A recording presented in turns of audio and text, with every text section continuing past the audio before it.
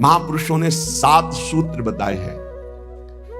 पहला है, ये सब में होना चाहिए, चाहे वो गृहस्थ हो चाहे विरक्त। भोगों में वैराग्य की स्थिति,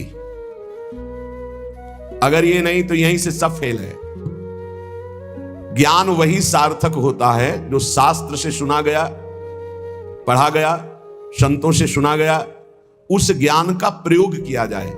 जब हम श्रद्धा पूर्वक श्रवण करते हैं, शास्त्र पठन करते हैं, सत्संग सुनते हैं, तो हमें ज्ञान होता है। तो श्रद्धावान लभते ज्ञानम तत्परा संयतेन्द्रिया। उस ज्ञान जानकारी का फल हुआ कि हम अपनी इंद्रियों को संयमन करें, इंद्रियों को जो भोगों की तरफ जा रहे हैं उनसे हटाएं, भोगों से वैराग्य धारण करें। गृहस्थ में है तो धर्मयुक्त भोग, विरक्त में है तो सर्वस्व भोग का त्याग करे, एकमात्र भगवत प्राप्ति। भोगों से वैराग्य, बहुत यही पहले ही सूत्र में सब ढेर हो जाते हैं।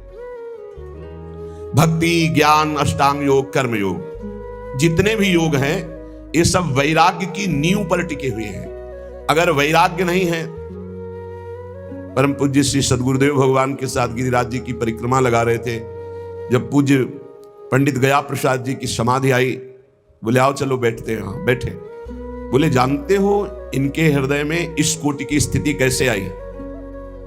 जो 43-45 वर्ष की अवस्था में वैराग्य धारण कर रहे हैं और इस कोटि के महात्मा की सचल गिरिराज जी कहे गए, ऐसा जानते हो क्यों हुआ?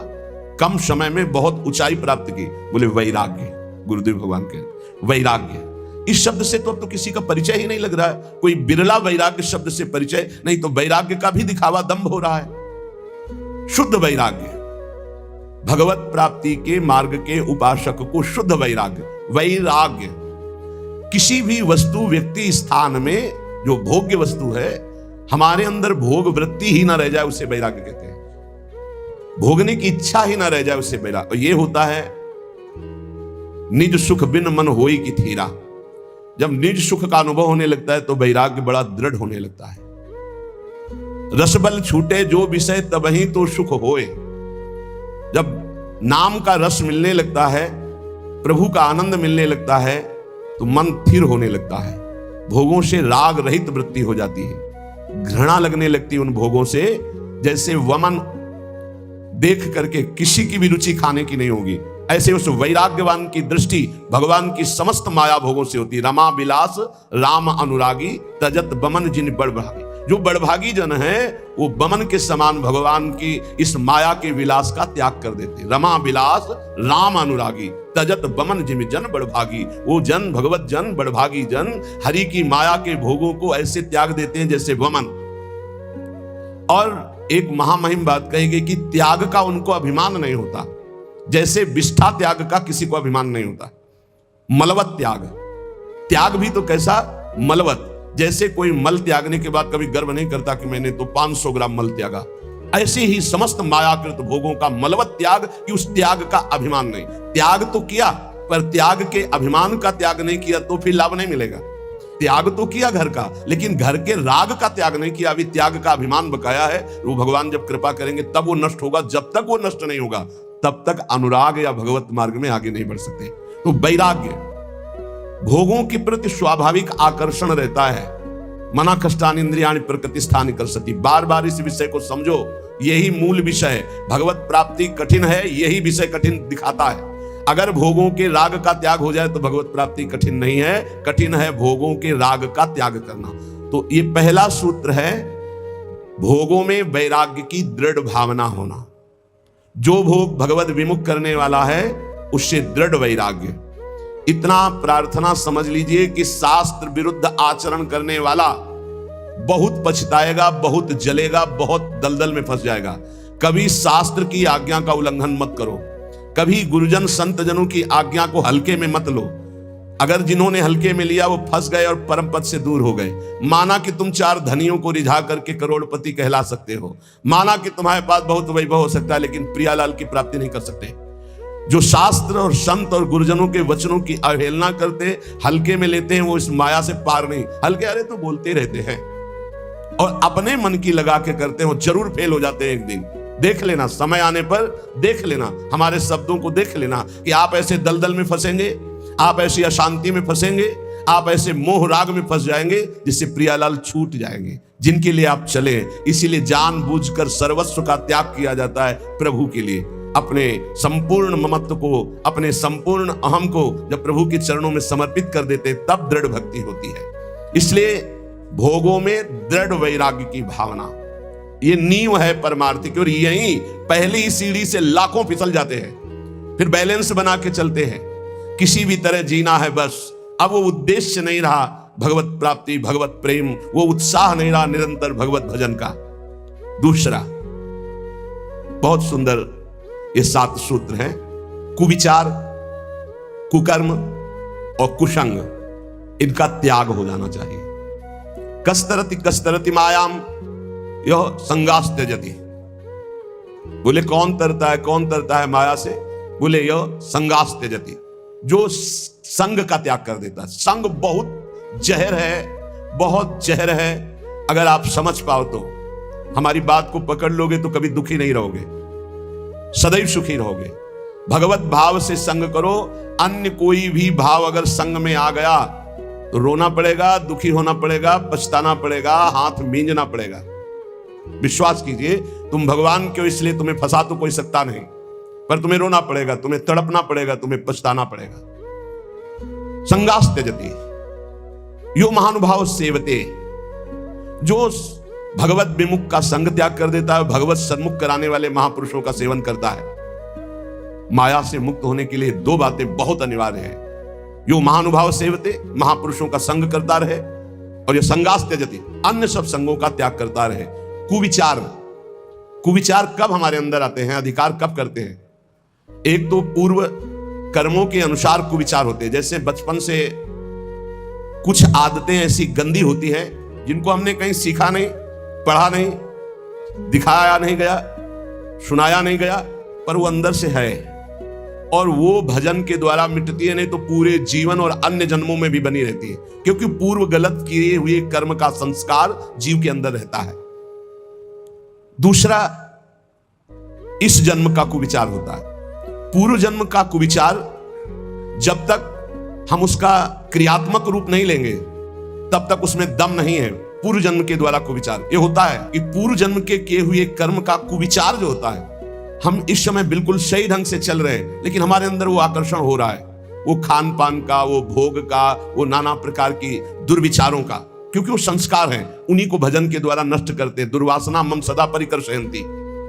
और एक होता है इस जन्म का, ये बहुत खतरनाक होता है। पूर्व जन्म का तो मंद होता है, वो विचार आया और चला गया, अगर उसको पकड़कर क्रिया में उतार दिया तब तो संस्कार बहुत दृढ़ हो गया, अगर क्रिया नहीं उतारी तो वो आया कुविचार नष्ट हो जाएगा। अब जो इस जन्म का कुविचार, उससे बचने की बहुत जरूरत है। इस जन्म का कुविचार होता है गंदा दृश्य देखा, जैसे अजामिल ने कुविचार उदय हुआ और वैश्यागामी बन गया। गंदा दृश्य देखा, जैसे शौभरी ऋषि ने कुविचार उदय हुआ, 50 राजकुमारियों से ब्याह किया। सुनना, देखना और बोलना, इन 3 का विचार पर बहुत प्रभाव पड़ता है। हम गंदी दृश्य देख रहे हैं, गंदे संग करके गंदी बातें सुन रहे हैं, गंदी बातें बोल रहे हैं, तो हमारे विचार गंदे ही होंगे पक्का, क्योंकि जो हम देखते हैं, सुनते हैं, बोलते हैं, वही हमारा मनन होता है, वही हमारा विचार बनता है। इस जन्म में कुविचार को रोक दो।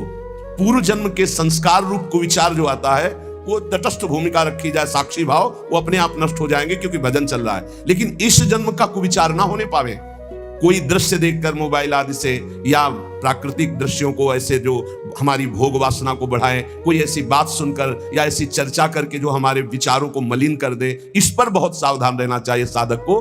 तो दूसरा है कुविचार का त्याग और कुकर्म का त्याग। कर्म सुकर्म और कुकर्म होते हैं, जैसे मति वैसे ही कर्म होते हैं। जहां सुमति होती है वहां सुकर्म होते हैं, और जहां कुमति होती है वहां कुविचार और कुकर्म होते हैं। कुमति किसे कहते हैं? जो शास्त्र संत भगवद विमुख मति है वो कुमति है। और जहां कुमति तहां विपत्ति निदाना। जहां कुमति है वहां विपत्ति ही विपत्ति, पापाचरण का फल, दुख, विपत्ति, संकट, चिंता, शोक, भय। और जहां सुमति तहां संपत्ति नाना। जहां सुमति होती है वहां सत्कर्म बनते हैं, और जहां शुभ कर्म सत्कर्म बनते हैं वहां सुख, शांति, बहुत विश्राम स्थिति आनंदमय रहती है। तो कुकर्म ना होने पावे, शास्त्र विरुद्ध, गुरु आज्ञा के विरुद्ध, संत जनों की आज्ञा के विरुद्ध जो कर्म होते हैं उन्हें कुकर्म कहते हैं। बहुत तरह के होते हैं, जिनको शास्त्र मना करते हैं वो आचरण कुकर्म होगा, भले आप उसको बहुत सजा कर करें। और इसी में कुविचार, कुकर्म और कुसंग। कुसंग दो प्रकार का होता है, एक वृत्ति का होता है, एक व्यक्ति का होता है। व्यक्ति का कुसंग उतना हानिकारक नहीं हो सकता जितना वृत्ति का कुसंग होता है। व्यक्ति तो कुछ देर मिला, अपना रंग डाला, चला गया, लेकिन वृत्ति हमारी अच्छी है तो वो रंग चढ़ेगा नहीं। जो रहीम उत्तम प्रकृति का कर सकत कुसंग, चंदन विष व्यापत नहीं लपटे रहत भुजंग। लेकिन जो वृत्ति का कुसंग है, अंदर जो हमारे गलत बात चल रही, गलत कामना चल रही, भोग भोगने की इच्छा का विचार चल रहा है, वो बहुत खतरनाक है। उपासक को अंदर की वृत्ति और बाहर के व्यक्ति, कुसंग हो रहा है बाहर से, इसकी पहचान हम कैसे जाने कि कुसंग हो रहा है? जिस वस्तु व्यक्ति स्थान के संसर्ग में आने से प्रभु का विस्मरण हो जाए और इंद्रिया मन चलायमान होकर गलत आचरणों में उतर जाए, उसे कुसंग कहते हैं। जिस वस्तु व्यक्ति स्थान के संसर्ग में आने से भगवत स्मृति जागृत हो जाए, भगवान के लिए हमारा हृदय व्याकुल हो जाए, उसे सत्संग कहते हैं।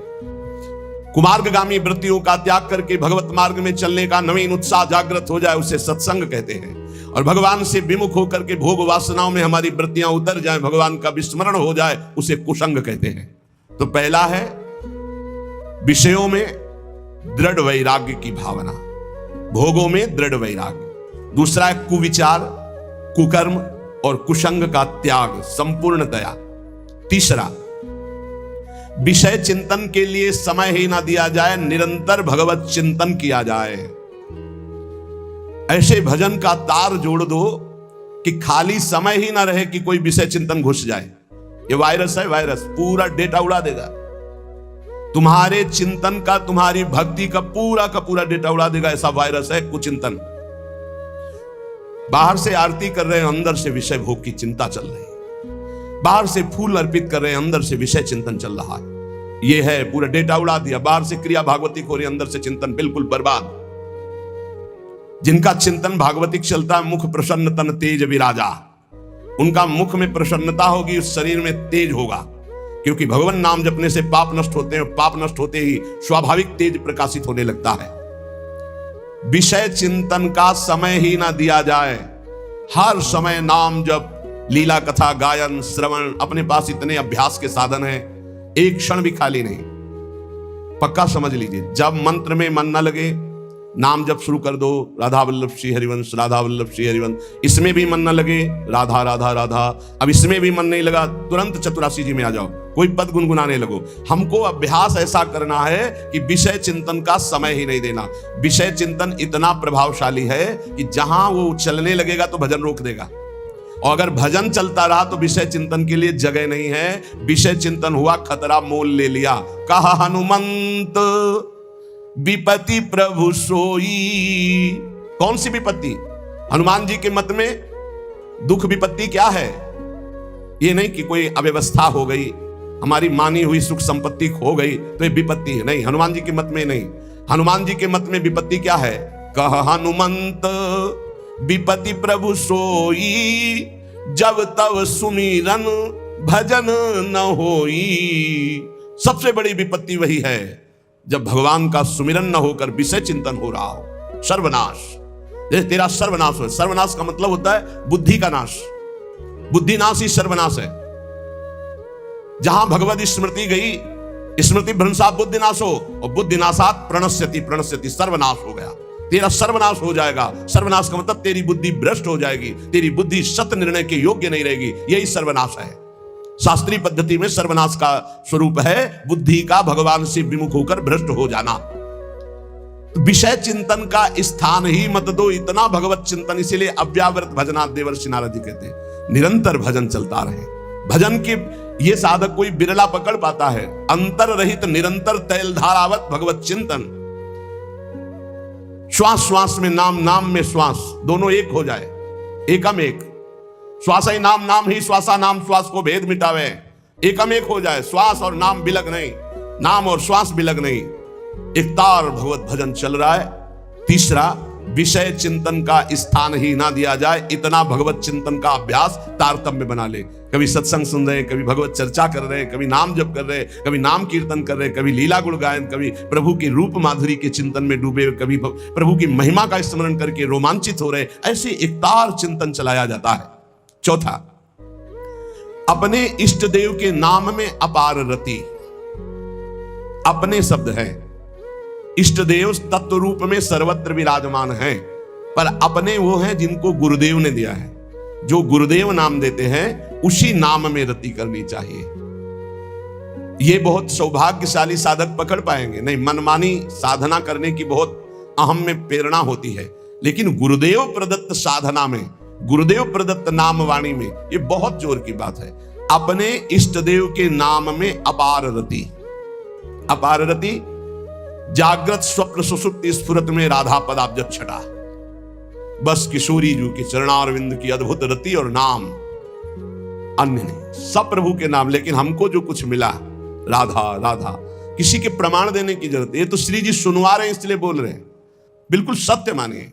ये प्रभु करवा रहे हैं इसलिए हो रहा है। मेरे प्रभु ही हैं, दूसरा कोई नहीं है। और उनको क्या समझाना, वो तो सर्वज्ञ सबके हृदय में बैठे हैं। आप जानो ना जानो, गुरु प्रसाद से इतना तो पता चली गया है कि इन सब मंदिरों में केवल भगवान ही बैठे हैं, चाहे जड़ मंदिर हो चाहे चैतन्य मंदिर हो, एकमात्र प्रभु। तो अब वो आज्ञा किए हुए हैं, इसलिए चर्चा हो रही है। ये हमारा जीवन है, तुम बोलो ना बोलो, ये हमारा प्राणाधार है, हमारा सर्वस्व है। और जिन साधनाओं का तुम्हें परिचय नहीं, वो साधना करके हमको ये राधा नाम मिला है और तुमको फ्री सुनने को मिल रहा है। इसलिए तुम्हें विश्वास पता नहीं कितना है। हमारा तो जीवन है, प्राण है, ना नर्क स्वर्ग अपवर्ग की कोई त्रास या चाह है। ये बस नाम ना छूटे, जो गुरुदेव ने दिया ये नाम ना छूटे। दाता राधा नाम, हितजू महाराज ने, गुरुदेव ने राधा नाम दिया, जो सिंहासन पे पिया सर्वस्व सब कुछ। अब नहीं, अब नहीं, वेदान्न पे संन्यस्त। अब न लोक का भय, न वेद का भय, न शास्त्र का। अब तो एकमात्र केवल राधा राधा राधा। पकड़ लो नहीं, हवा ही है, जा रही है। क्या दे सकते हो? आपके पास है क्या? आप में चैतन्य शक्ति मेरे प्रभु की है, आपका शरीर रचा मेरे प्रभु का है, आपके पास जो भोग सामग्री वो प्रभु की द्वारा दी हुई। तो हम तुमसे मांगे या प्रभु से? हमारे तो सिर्फ आप हो। दे सकते हो तो दुख दे दो, सुख आप मत देना। हाँ, बस इतनी जरूर बात है कि जो आपके द्वारा दी हुई निष्ठा है, जो आपके द्वारा दिया हुआ चिंतन है, इस पर बाधा न पड़े, ये आप कृपा करते रहो। और दुख दो और दो, जितना दे सकते हो और देते रहो। क्योंकि हर दुख में आपकी शरणागति पुष्ट होती है, हर दुख में आपका चिंतन विशाल होता है, हर दुख में आपका सानिध्य अनुभव होता है। इसलिए हमें प्रभु की दो शक्तियां हैं, एक भक्ति और एक माया। आजा इधर तो आनंद सिंधु में हिलोरे ले, और इधर जा तो माया के समुद्र में डूब, जहां काम क्रोध लोभ मोह मद मत्सर है। बुद्धि का खेल नहीं। अगर श्रद्धा रखते हो, भाव रखते हो, तो विश्वास करके मान लो, और ये जन्म निहाल ना हो जाए तो वृंदावन की भूमि से कहता हूं, देख लेना, परम पावन वृंदावन का कण कण राधा नाम की प्रीता प्रदान करता है। तुम क्या जानोगे राधा नाम को? इसीलिए जिनको ये श्रद्धा और विश्वास है, और जिन्होंने वर्ण किया है श्री राधा किशोरी के चरणारविंद को, ये हमारे गुरु के चरणारविंद हैं, तो अपने आराध्य देव के नाम में अपार रति। बस राधा राधा राधा। वेद भगवान की श्वासों से प्रकट हुए, किसी की लिखा पढ़ी नहीं है। वही भगवान अपनी जिह्वा से राधा राधा रटते हैं। तुम्हें देखना है तो वृंदावन की रज का सेवन करो, यमुना रस रानी का अवगाहन करो, यहाँ की लताओं का आलिंगन करो, यहाँ के रसिकों का संग करो। तुम देख लोगे श्री कृष्ण कैसे अशुभ प्रवाह करते हुए राधा राधा रटते हैं। वो राधा नाम हम यश गान करते हैं। और जिन जिन को विश्वास हो गया है तो देख लो, आप जो दुख आवे उसको सहज में भुगते हुए आगे बढ़ो। इस राधा नाम का फल जब आएगा तो बताने लायक नहीं रहोगे, लेकिन जहां होगे वहां परम शांत, परम आनंद और दुख का लेस नहीं होगा, विश्वास कर लीजिए। पांचवा, अपने इष्ट के गुणगान में, अपने इष्ट की महिमा में, अपने इष्ट के पावन चरित्रों में दृढ़ आसक्ति हो जानी चाहिए। जहां हमें प्रिया प्रीतम की बात सुनने को मिले, जहां हमें इष्ट के सिद्धांत, इष्ट के सेवा पद्धति, वही हमारे कान लगने चाहिए। ऐसा सत्संगी इस रस का रसास्वादन नहीं कर सकता कि जहां मन आया वहां सुन रहे हैं, जो मन आया सुन रहे हैं। हमें जब दिल्ली जाना नहीं तो हमें किलोमीटर गिन के क्या करना है? हमें बिहारी जो जाना है, हमें राधा वल्लभ जो जाना है, हमें अपने मार्ग को देखना है। इष्ट मिले और मन मिले, मिले भजन रस रीति, तहा निसंको है मिलिए तासो की जय प्रीति। हमें जाना है दास दासो हम के मार्ग में, और सुने हम ब्रह्मास्मि की पूरी चर्चा, तो हमारे किस काम में आएगी? वो मार्ग ही हमारा नहीं है। अपने मार्ग को पहले समझे। हमें जाना है प्रिया प्रीतम के पास, और वो है इधर, और हम भागना इधर, खूब दौड़ना शुरू कर दे तो कभी जिंदगी में नहीं पहुंच पाएंगे। अपने मार्ग में चले। अपने आराध्य देव के गुण चरित्र लीला श्रवण करने का आसक्ति का भाव रखें। प्रियालाल की जहां जहां पिय की बात सुने खोजत तिन गयनन, इधर इस रास्ते में चलने पे प्रियालाल का यश सुनने को मिलेगा, उसी रास्ते में भागता हुआ जा रहा है, प्रियालाल की चर्चा सुनने को मिलेगी। छठवां, सत्संग और स्वाध्याय। सत्संग उसी संत का, आप जिसकी आराधना करते हैं उसकी आराधना में परिपक्व स्थिति उसकी हो, सत्संग तभी लाभ देगा। जहां अर्थ की प्रधानता करके भगवत चर्चा की जाती है, मान प्रतिष्ठा की प्रधानता करके भगवत चर्चा की जाती है, उस भगवत चर्चा का प्रभाव नहीं पड़ता है, बिल्कुल नहीं पड़ता है। वो ऐसा प्रभाव पड़ सकता है कि आप भी सुनकर के वही बात सुना दे, नहीं। जब वक्ता का उद्देश्य श्री कृष्ण और श्रोता का उद्देश्य श्री कृष्ण आराधना के लिए ही भले सकामता हो, पर श्री कृष्ण आराधना के लिए, परिवार श्री कृष्ण है, हमारा कर्तव्य श्री कृष्ण के लिए है, तो हे श्री कृष्ण साईं इतना दीजिए जामे कुटुंब समाए, मैं भी भूखा ना रहूं और साधु ना भूखा जाए, चलो ऐसी कामना करके, तो वो श्रोता और वक्ता दोनों परम पद के अधिकारी होते हैं। भगवान की चर्चा अर्थ प्रधानता का भाव लेकर या मान प्रतिष्ठा का भाव लेकर फिर वो रंग नहीं लाएगी।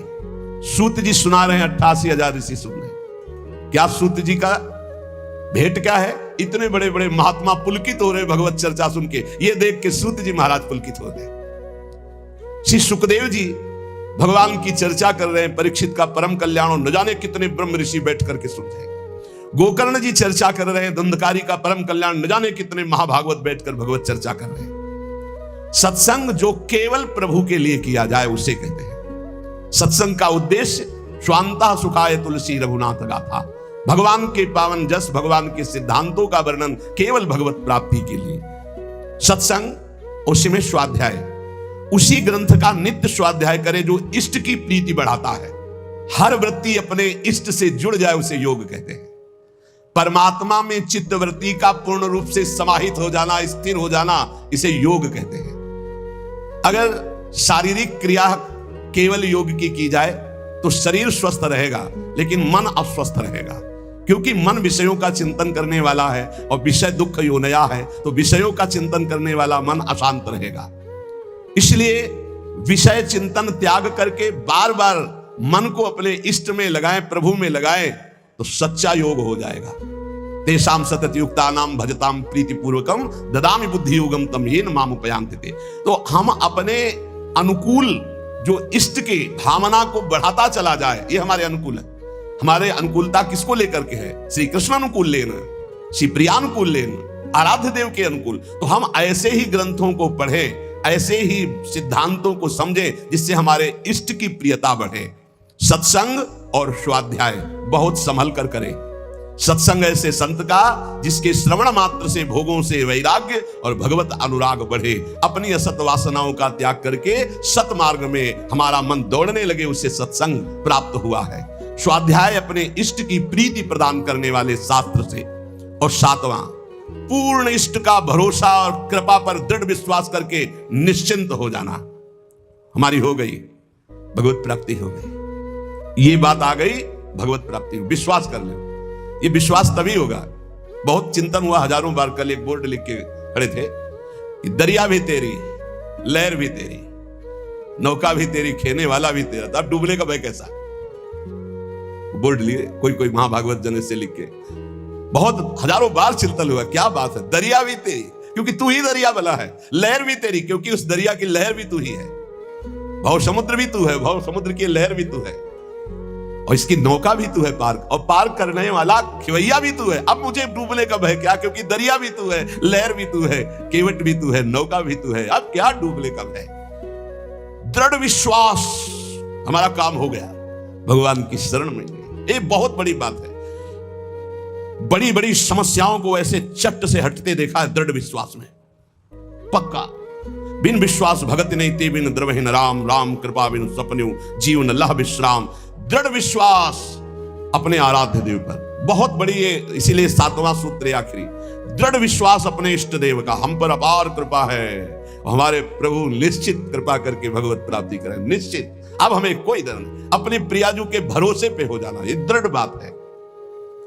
भोगों से वैराग्य की दृढ़ भावना, दूसरा कुविचार कुकर्म कुसंग का त्याग, तीसरा विषय चिंतन की गुंजाइश ही ना रह जाए ऐसे भगवत चिंतन का एक तार नाम जप मंत्र जप रूप लीला आदि का चिंतन, चौथा अपने इष्ट देव का ही नाम जप, पांचवा अपने इष्ट देव का ही गुणगान लीला चरित्र आदि में निरंतर श्रवण कथन आदि, छठवां सत्संग और स्वाध्याय इष्ट प्रीति बढ़ाने वाला, सातवां भगवत कृपा में दृढ़ विश्वास दृढ़ भरोसा अपने इष्ट का, इसी जन्म में निश्चित भगवत प्राप्ति हो जाएगी, ये इष्ट के भरोसे से। हमें चिंतन उसका नहीं करना पड़ता जो सबसे ज्यादा प्यारा होता है, उसका कभी चिंतन नहीं करना पड़ता, स्वाभाविक चिंतन होता है। जैसे शरीर का कौन बैठकर ध्यान करता है, कौन नाम जप करता है, कौन चेष्टा करता है शरीर, और कब भूलता है, कभी नहीं भूलता। पूज्य श्री भाई जी हनुमान प्रसाद पोद्दार जी महाराज के वचन, जो सबसे बढ़कर प्रिय होता है उसकी स्मृति करनी नहीं पड़ती, स्वाभाविक होती। जैसे शरीर की इतनी प्रियता बढ़ गई है कि इसको हम कभी नहीं भूलते। मैं इसको हमने समाहित कर लिया, मैं शरीर हूं, ये जपते नहीं है, स्मृति में हर समय बना रहता है। सब लोग बैठे हो देख लो, ज्ञान की बातें करने की बात अलग की कि मैं शरीर नहीं, में पांच भौतिक ढांचा है, लेकिन अंदर से देखो, अंदर से पूरा शरीर राग बैठा हुआ, मैं ही आरोपित हो गया शरीर में, अंतःकरण में मैं ही आरोपित हो गया। लेकिन प्यारे तुम भूल कर रहे हो, जो शरीर का भी आधार है वो प्राण, और जो प्राणों का आधार है वो आत्मा, और जो सबकी आत्मा है वही परमात्मा है, वही ईश्वर है। लेकिन उसकी तो स्मृति नहीं हो रही। शरीर का आधार प्राण, प्राणों को भी जो प्रकाशित कर रहा है वो कौन? आत्म तत्व। और जो सबकी आत्मा है वो कौन? बोले श्री कृष्ण, श्री हरि, प्रभु। तो क्या प्रभु की ऐसी स्मृति चलती जैसी शरीर की स्मृति? कभी हम भूलते नहीं, कभी हम स्मरण करने का प्रयास नहीं करते, हर समय स्मृति में रहता शरीर, क्योंकि बहुत प्यारा है, और इतना प्यारा है कि इसे मैं से हमने जोड़ लिया, मैं स्त्री मैं पुरुष, बस इसी में राग शरीर में। और जिससे हमारा स्मृति का तार जुड़ता है उससे अलग होना बड़ा भयभीत कर देने वाला विषय होता है, बड़ा भयभीत। भूल करके भी कभी किसी से अपनापन न करे, बहुत बहुत खतरनाक अपनापन होता है। अपनापन का नाटक करते करते अपनापन हो जाता है। झूठा खेले साचा होए, झूठ से भी किसी से ये न कहे कि हम तुम्हें बहुत प्यार करते हैं, झूठ से भी न कह ले, सच्ची हो जाएगा। और अगर किसी शरीर से प्यार हो गया तो बिछुड़ेगा पक्का, क्योंकि बिछुड़ने वाला फिर तुम्हारी दशा क्या होगी, फिर तुम्हारा हालत क्या होगा। आकाश की तरफ भरत जी देखते हैं तो उनको चंद्रमा में भी अपना हिरन दिखाई देता है, भूमि में देखते हैं तो उन खुर जो बने होते हैं हिरन, उनकी रज ले लेकर छाती से लगाते हैं तो उनको शांति मिलती है। ये मेरे मृग शावक के चरण चिन्ह है। इतना प्यार, इतना अपनापन। तो इस शरीर से जो अपनापन हो गया वही तुम्हें भय दिखा रहा है मृत्यु का। अभी कल ही परसों एक प्रश्नकर्ता ने प्रश्न किया था, सब है सब, लेकिन एक भय है कि मरना है, अब उससे कैसे बचे? इससे कैसे? इससे गार्ड से नहीं बच सकते, हो अंगरक्षक रखने से नहीं बच सकते, नहीं बच सकते। अगर मृत्यु का संयोग अंगरक्षक से है तो तुम्हारा अंगरक्षक ही तुम्हें सूट कर देगा।